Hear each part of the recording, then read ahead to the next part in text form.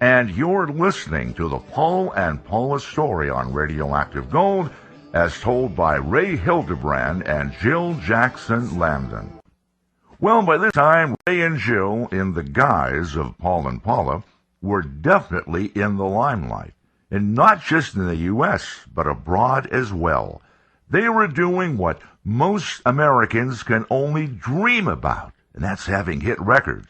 Well, sometimes that fame can radically change a person. Inflated egos, they run rampant in the entertainment medium. And I asked Ray if all of that notoriety went to his head. I can say that what was going on in my private life was that a couple of weightlifters I lived with in the little boarding house of Jill's aunt back in Texas, they too were going off into their adult life, and they were scared to death, about what's out there, and wanted purpose. I used to call it PMS, purpose, meaning, and significance. And they said, they kind of kept me. I come back up. They said, "Hi, big shot."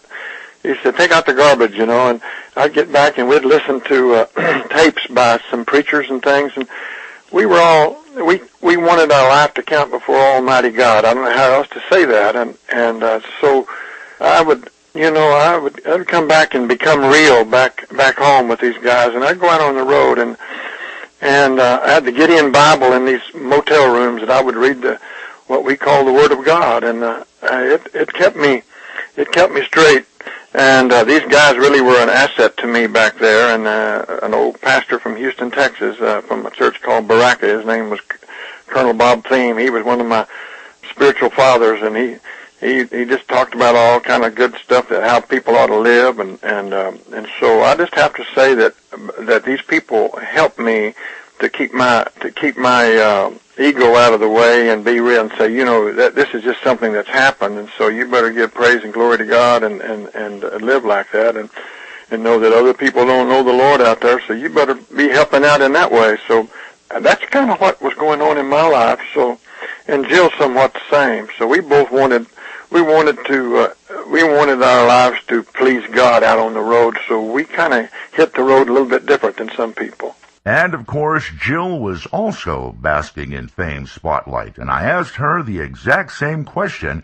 Did all of that notoriety go to your head? Oh, heavens, no. No, I had a very loving family at home, and, I got home, and I made my bed, and I helped my mother and my grandmother, and as far as that, no, it helped our family tremendously. I have to say that. It was a really, really big blessing for all of us. In August of 1963, Phillips released the familiar Something Old, Something New, which got the royal treatment from Ray and Jill, and is still requested on non-mainstream oldie stations. Here is another vault memory from Paul and Paula on Radioactive Gold.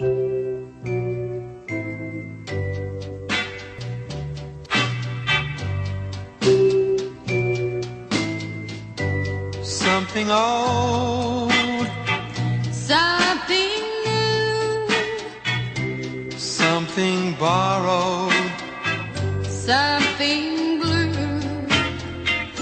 My love will always be true. Paula, I love you. A book that's old, a ring that's new, a borrowed necklace of sapphire blue. My love is only for you. Paul, I love you too. This is our wedding day.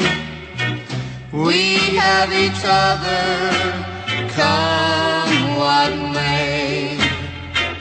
Joy and laughter, sorrow and tears, better or worse, through all the years.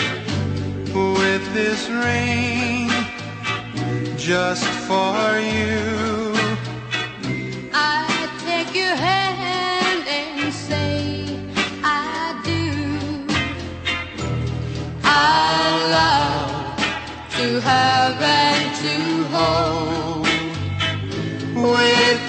band of gold, with its band of gold. Something old, something new from Paul and Paula on Radioactive Gold with Dave Justice.